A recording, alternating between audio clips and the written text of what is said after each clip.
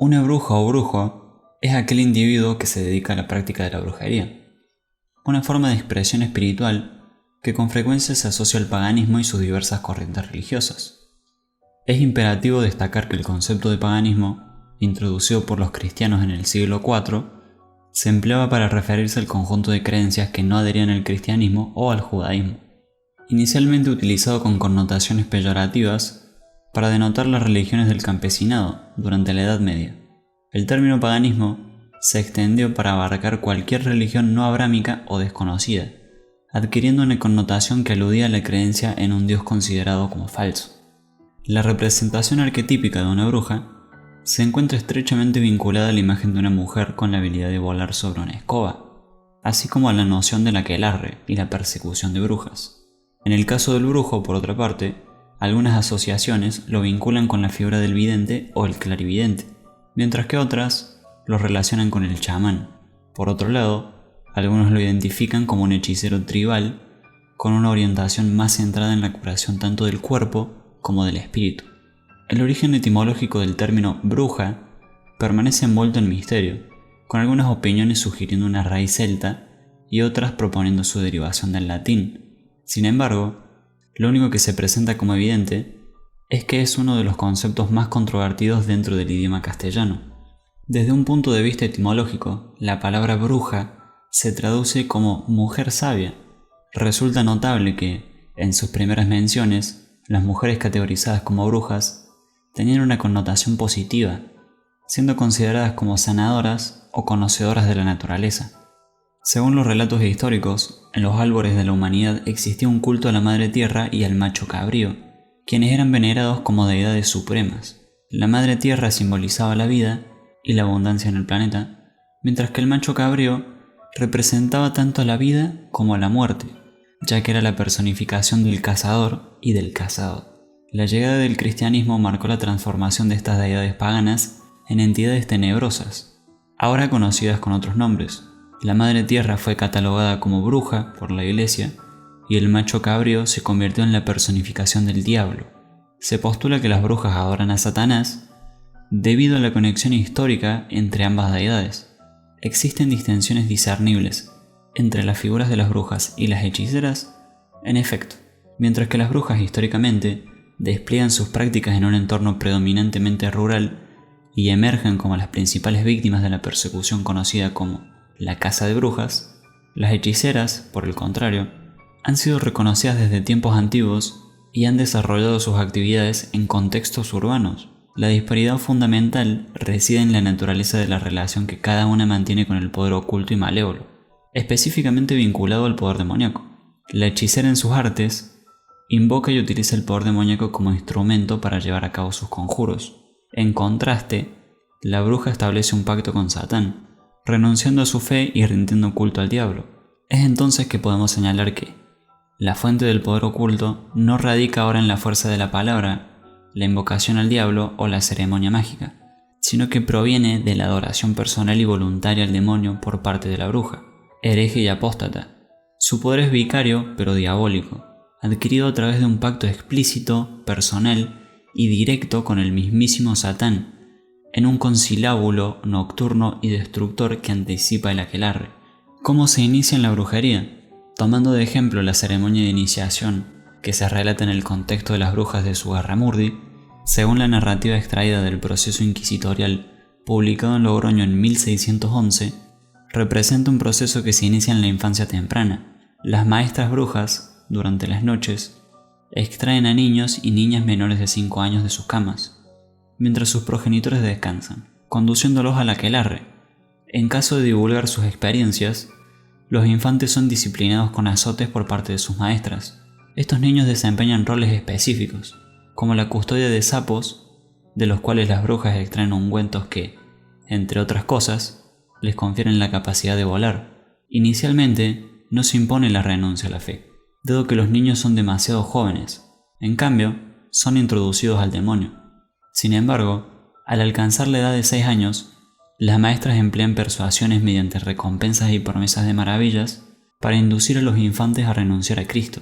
La ceremonia de apostasia inicia unas horas antes del aquelarre, cuando la bruja maestra despierta al novicio y procede a untarlo con agua hedionda y verdinegra en diversas partes del cuerpo, para luego transportarlo por los aires. Al llegar al lugar del aquelarre, el demonio, con una apariencia amalgamada entre humano y macho cabrío, aguarda en su trono. La maestra presenta al discípulo al demonio con la declaración: «Señor, este os traigo y presento». Posteriormente, el niño o la niña, arrodillados, repiten la abjuración pronunciada por el demonio, renegando de Dios, la Virgen, los santos, el bautismo, la confirmación, las crismas, padrinos, padres, la fe y la comunidad cristiana. Tras aceptar a Satanás como su nuevo Dios y Señor, el neófito realiza su primer acto de adoración ritual, besando al demonio en diversas partes. Satisfecho, el demonio marca al novicio con una uña en alguna parte del cuerpo, una señal que perdurará y causará dolor durante al menos un mes. Además, se hará presente la marca de un sapo en el ojo, el cual sirve como distintivo para identificar a otros miembros de la secta. Posteriormente, se permite al novicio participar en festividades y bailes junto con otros jóvenes brujos, al compás de tamborinos y flautas. Aunque no alcanzan plenamente el estatus de brujos o brujas, estos individuos poseen nuevos poderes y se les obliga a realizar acciones malévolas, bajo la dirección de su maestra. Con el tiempo, adquieren la dignidad de elaborar pócimas por sí mismos, mediante la bendición con la mano izquierda del demonio durante el aquelarre. Los brujos y brujas, tras recibir sapos vestidos durante su apostasia, obtienen de ellos el agua hedionda para ungirse y volar al aquelarre, así como polvos y pócimas para fines nefastos. A partir de ese momento, prescinden de padrinos o maestras y participan solos en las reuniones nocturnas, ascendiendo a mayores secretos y mayores maldades. Su fusión con el demonio se expresa con una frase ritual durante el acto de untarse para volar: «En tu nombre me unto. De aquí en adelante yo he de ser una misma cosa contigo. Yo he de ser demonio». En cuanto a la jerarquía, no todos los brujos y brujas alcanzan la misma posición, rango o prestigio en los conciliábulos y actividades maléficas nocturnas. Una cohorte de ancianos brujos actúa como cuerpo consultivo, acompañando y rodeando siempre al demonio, quien también tiene diablejos menores a su alrededor. Estos brujos graves, expertos en diversas artes malévolas, son los guardianes de la doctrina y normas de la secta, transmitiéndolas tanto a novicios como a enseñadores o maestras. Retrocedamos brevemente en el tiempo para explorar la historia de las brujas. La comprensión precisa de la brujería en la antigüedad resulta una tarea desafiante, indudablemente. En dicho periodo, esta práctica era desaprobada e incluso temida por amplios segmentos de la sociedad, llegando, en algunos casos, a ser objeto de prohibición. Las referencias a las brujas se remontan a la Biblia. Aunque en este contexto son raras y condenadas por Moisés, se menciona a Saúl consultando a una bruja en Endor para comunicarse con Samuel, quien ya había fallecido.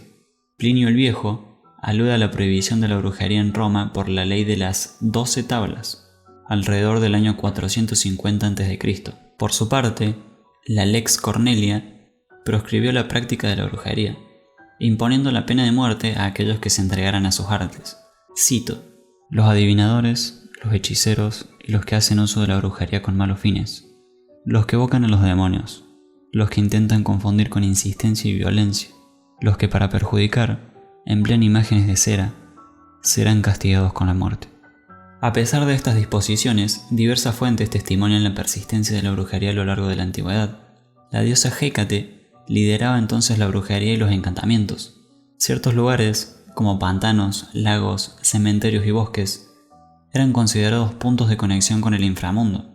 En los albores de la Edad Media, Clodovio I, rey de los francos, promulgó la Lex Sálica, imponiendo multas significativas a las brujas. En cuanto a Carlomagno, su código legal, establecido entre los años 780 y 782, contemplaba la prisión para aquellos que practicaran la brujería. En 1326, mediante una bula pontificia del Papa Juan XII, se inició una intensificada persecución a las brujas, que se prolongó durante cerca de 4 siglos, aduciendo: «Tomamos conocimiento con dolor respecto de la manifiesta inquietud de muchos hombres, que son cristianos solamente de nombre, ya que tratan con la muerte, pactan con el infierno y hacen sacrificios a los demonios». Claude Seignol sostiene que los procesos y ejecuciones relacionados con brujería se centraban principalmente en mujeres. Satán tuvo sus sacerdotes, que fueron los brujos, y el rey de los infiernos también tuvo sus sacerdotisas, que fueron las brujas. pero como consecuencia de que solamente los hombres eran admitidos en el servicio del Señor, las mujeres, excluidas del mismo, se sintieron más atraídas hacia su rival oscuro, que terminó acogiéndolas preferentemente y en mayor número. Incluso llegó a decirse que había 1000 brujas por cada brujo. Con toda claridad, esta afirmación constituía una exageración manifiesta, pero seguramente la proporción de las mujeres, en la muchedumbre que se afanaba en la adoración del macho cabrío, superaba en mucho a la de los hombres. Después de titubear en validar la realidad de la brujería, la Iglesia Católica del siglo XV decidió publicar la bula apostólica Summis Desiderantes Affectivus en 1484, seguida por un manual demonológico, Malleus Maleficarum, redactado por los inquisidores dominicos Heinrich Kramer y Jacob Sprenger. Paralelamente a estas represiones, surgió una literatura inquisitorial denunciando los supuestos poderes maléficos de las brujas. El impacto de esta obra en la caza de brujas es objeto de debate. Aunque el Malleus Maleficarum se difundió ampliamente en su época, no provocó un aumento inmediato en el número de procesos, aunque posiblemente sensibilizó a los jueces respecto a los crímenes de brujería.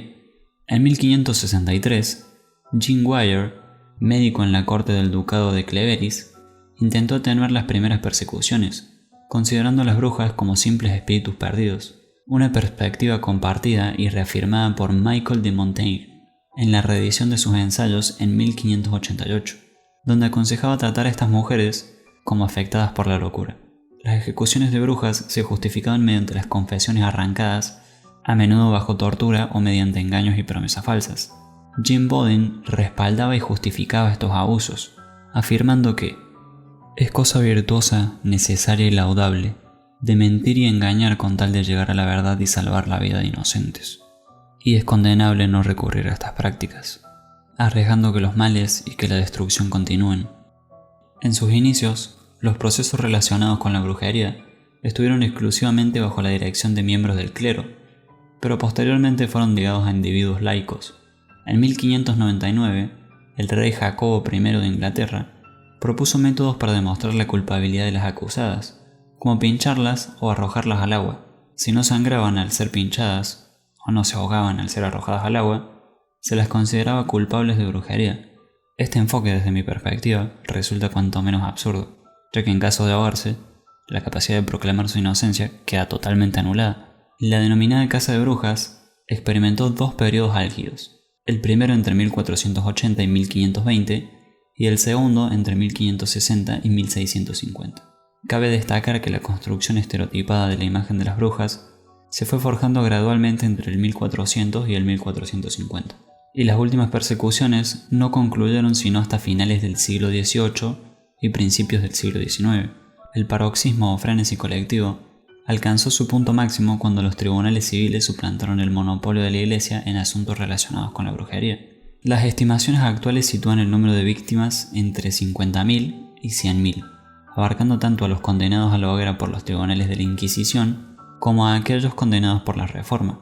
Aproximadamente el 80% de estas víctimas eran mujeres, mientras que el 20% restante, mayoritariamente clasificado como errantes, es decir, individuos pobres, vagabundos, nómadas, judíos y homosexuales.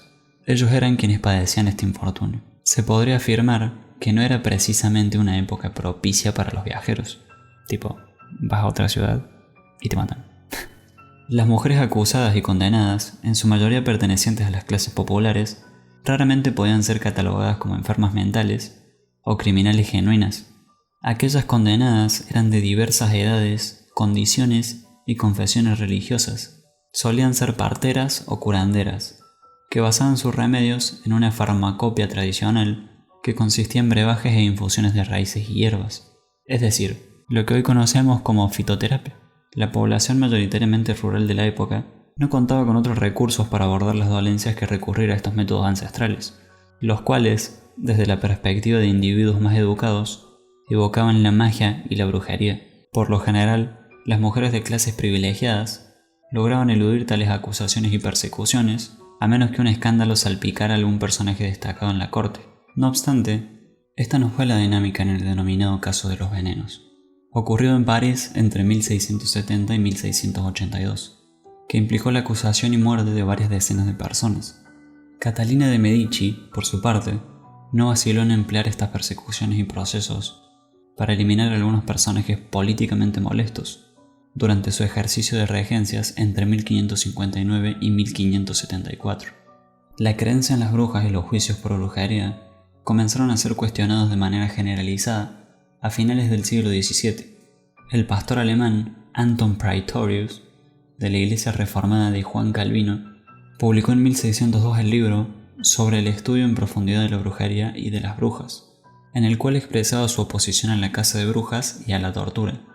En Francia, Luis XIV sustituyó las ejecuciones por destierros de por vida, mientras que en Estados Unidos, los jueces y el jurado de Massachusetts, los responsables de los famosos procesos de Salem, emitieron una retractación pública en la que admitían: confesamos que no hemos sido capaces de comprender las misteriosas alucinaciones de las potencias de las tinieblas ni oponernos a ellas.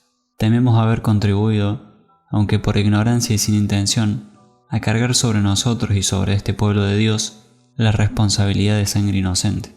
Expresamos nuestro profundo sentimiento y nuestra pena por nuestros errores, por los cuales estamos angustiados e inquietos en nuestros espíritus. Pedimos perdón a todos ustedes a quienes hemos injustamente ofendido y declaramos, según nuestra conciencia presente, que por nada del mundo ninguno de nosotros volverá a cometer semejantes acciones por semejantes razones. Los juicios por brujería de Salem, llevados a cabo entre enero de 1692 y mayo de 1693, en la colonia inglesa de Massachusetts, fueron una serie de audiencias locales seguidas por procesos judiciales formales. Estos eventos han sido utilizados retóricamente en la política y la literatura popular como una advertencia sobre los peligros del extremismo religioso, las acusaciones infundadas, las fallas procesales y la intervención gubernamental en las libertades individuales. Los juicios comenzaron con las acusaciones de Betty Parris, hija del reverendo Samuel Parris, y su prima, Abigail Williams. Las primeras órdenes de arresto se emitieron el 29 de febrero de 1692 y se detuvo a 3 mujeres: Tituba, Sarah Osborne y Sarah Good. Tituba era una esclava en la casa de los Parris. Sarah Osborne, terrateniente despreciada por sus vecinos debido a su escasa demostración de fe, y Sarah Good, una indigente embarazada al momento de su arresto. Aunque Osborne, demasiado enferma como para comparecer, y Good afirmaron su inocencia durante todo el proceso, el testimonio de Tituba fue suficiente para condenarlas a las 3. Este fue solo el comienzo, y las acusaciones pronto se multiplicaron, ya que algunos vecinos aprovecharon el pánico para vengar sus propias rencillas personales. A lo largo de los juicios de Salem, 144 personas fueron juzgadas, 19 ejecutadas y una murió por tortura durante el proceso. En Inglaterra, la ley contra la brujería fue finalmente abolida en 1736, aunque lamentablemente esto no evitó la ejecución de la última bruja inglesa en 1808. Las últimas mujeres condenadas y ejecutadas mediante la pena de la hoguera en Europa datan del final del siglo XVIII y principios del siglo XIX, específicamente en Burnell. En este contexto, una mujer acusada de brujería fue quemada por campesinos el 28 de julio de 1826, mientras que otra, en 1856, sufrió la misma suerte al ser arrojada dentro de un horno en la comuna de Camales. Aunque el término genocidio podría no ser la descripción más precisa para esta situación histórica, algunos miembros del movimiento feminista contemporáneo conceptualizan esta persecución brutal contra las brujas como un crimen contra la humanidad. Otros, por su parte, admiten que las injustificadas persecuciones y ejecuciones por sospechas de brujería se asemejan a lo ocurrido en el siglo XX con los armenios en Turquía o con los judíos en Alemania y Polonia. En el contexto de la Nueva España, la Santa Inquisición desplegó sus acciones contra las brujas.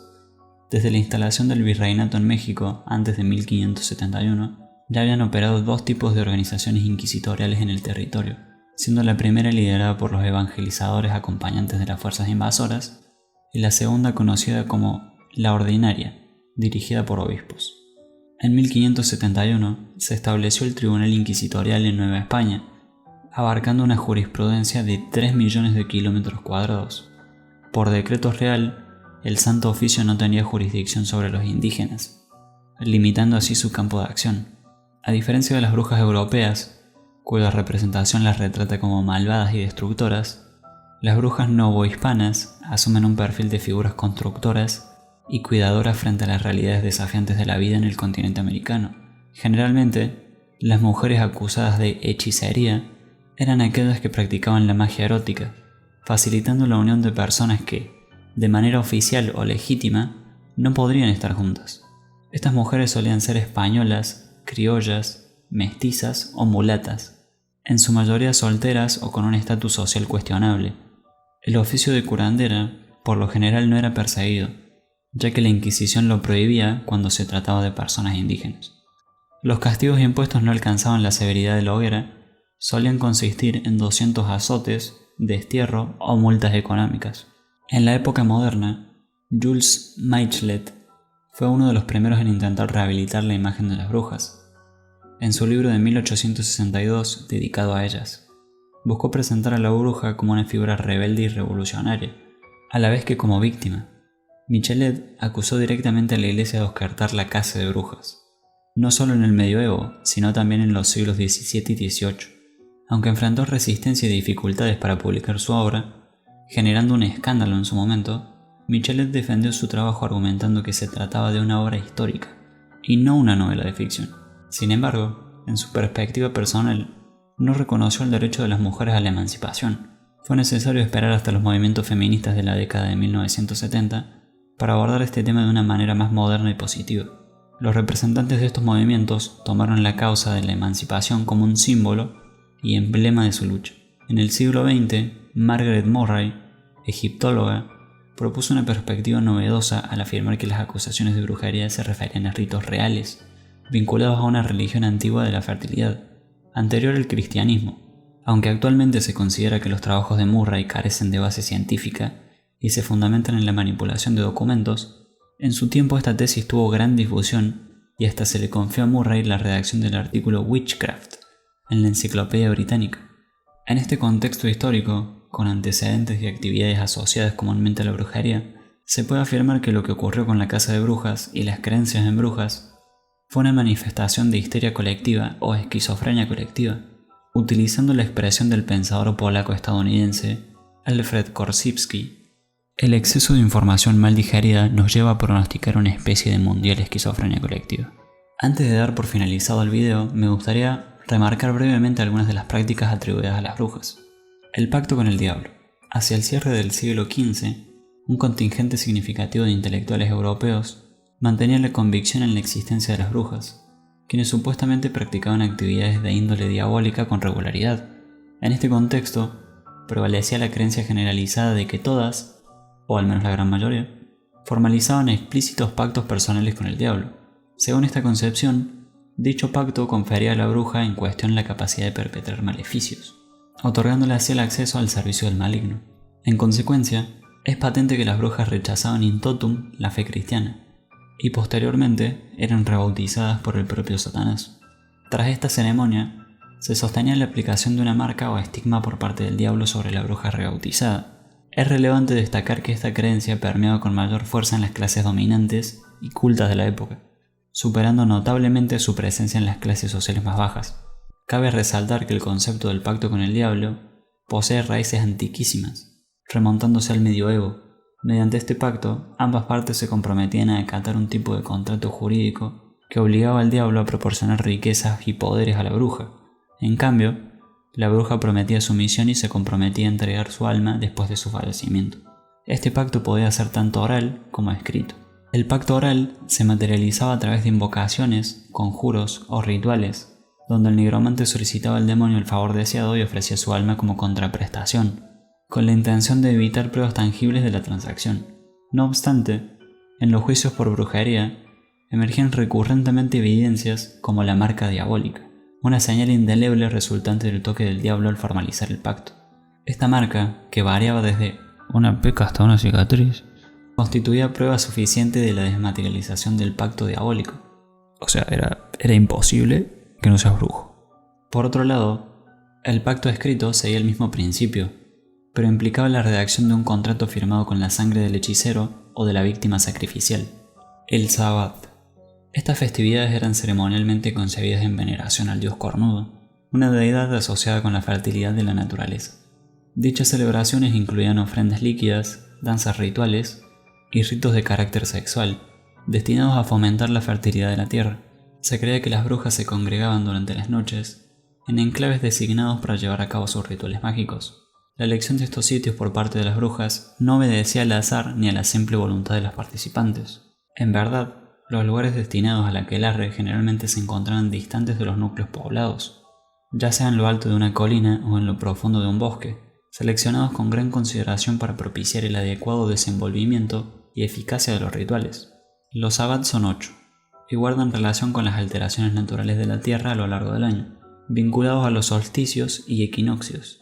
Estos eventos poseen una representación gráfica a través de los símbolos mágicos revelados por la medium y vidente inglesa Sarah Stewart Watson en 1820. Dichos símbolos fueron dados a conocer al mundo con la perspectiva de un cambio de paradigma en la conciencia humana.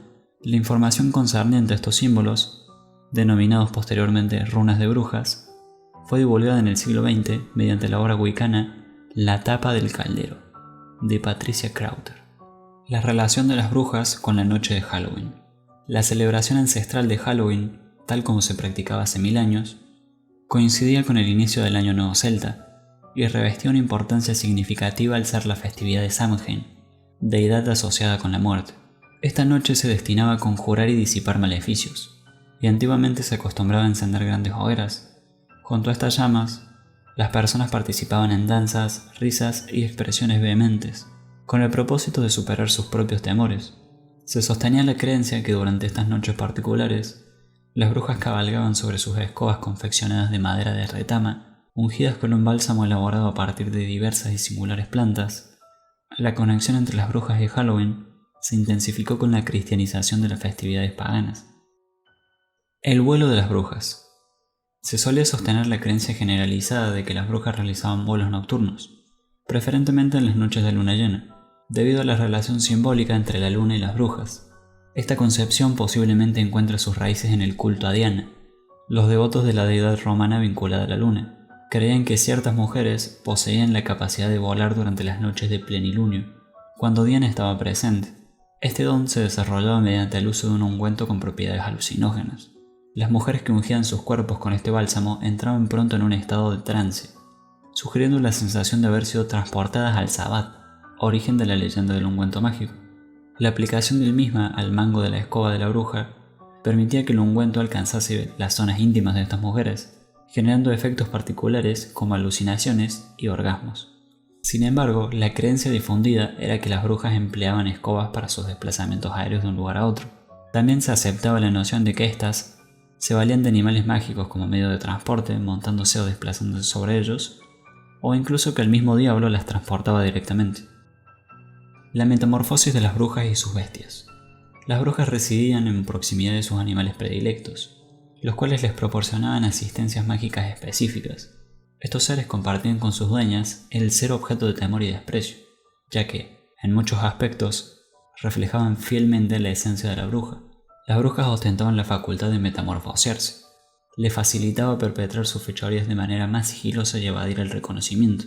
Adoptando la forma de liebre, estas solían congregarse en asambleas, y la velocidad inherente a dicha forma les confería una capacidad superior para eludir a sus posibles perseguidores. Las prominentes orejas de estos animales constituían, asimismo, un recurso invaluable para espiar discretamente desde las distancias sin ser advertidas. Adicionalmente, una pata de liebre era considerada como un amuleto y una evidencia de que una bruja había perdido una extremidad, quedando, por ende, privada de sus poderes. Haciendo una citación a Shakespeare, podemos vislumbrar algunos de los animales que fungían como compañía, ingredientes y formas en las cuales las brujas podían transformarse. Filete de serpiente de pantano, en el caldero hervir y cocinar. Ojo de salamandra, dedo del pie de rana, pelo de murciélago y lengua de perro, lengua bifurcada de víbora, aguijón de reptil ciego, pata de lagarto, ala de búho, para hacer un encanto poderoso y turbio, hervir y hacer espuma como una sopa en el infierno. Las brujas y su relación con los niños. La interacción entre las figuras de las brujas y los niños ha sido representada de manera diversa a lo largo de la historia, especialmente en narrativas populares y mitológicas.